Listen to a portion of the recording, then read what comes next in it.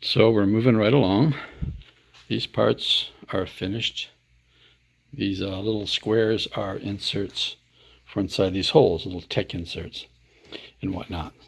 You can tell right here, like this one obviously goes right here. I'll put little registration keys inside the ship so you can to line it up to glue it in, but the piece goes there like that. Pretty much like the Falcon, how it has those holes with detail in it. So all these represent all these various holes. This one right here, which one? This one? This one, I have a room in here. I haven't done the room yet. They're going there. And this will be the ramp that comes down. Whether or not it comes down far enough just by itself or it has an extension, I don't know. I just started, which is very, very rough. It's the turret room, which actually goes in here, full circles. And I'm going to use these little turret domes from my old Ghost right here. I know I leave this on here so when I mold these, it'll make it easier to mold because it still has the thin flashing. And those will, yeah, let's just lay it down easier that way. So you look through the, come on, Jesus. Look through the dome there and you'll see that little room in there. It'll sit like this. So there's one on either side of this. So when it landed, it looks like there'll be one on top and bottom. But in flight mode, they're side by side because of the gun.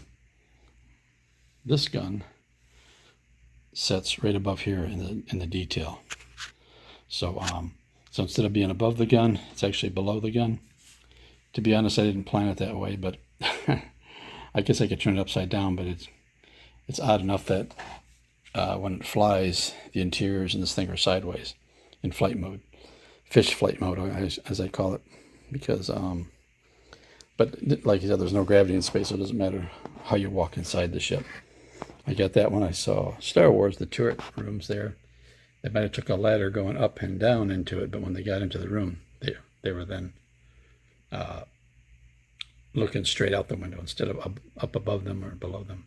So I thought, well, then I don't have to make things like rotating the interiors in this thing, because when it lands flat and all the interiors will be upright. And when it flies and gets up into the space enough, it'll rotate and fly away. So prime these areas to see if the detail has enough detail, and I think they're fine.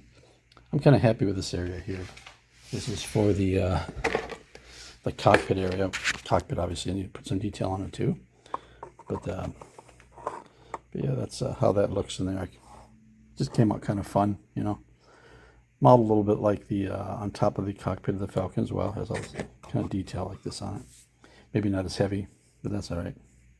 And of course, all these little guys. So yeah, that's where we stand right now with the parts. Getting there. Landing gear. More parts in here. That's the vacuum form piece for the windows. I got this Falcon floor piece, which I'm going to use for the interior inside that one room there. This is off of my Corellian Corvette interior, which I'll have to widen just a little bit on the edges. I can leave this detail and just add to it, and that'll make a nice cockpit floor. And I even got some chairs and other stuff as well. Here's some. This is 1 inch to the foot, this model, so these chairs should work for 1 inch to the foot, if I remember right. I hope I'm right. I think that's what 1/72 scale, 1 inch to the foot, if I recall. So yeah, that's it.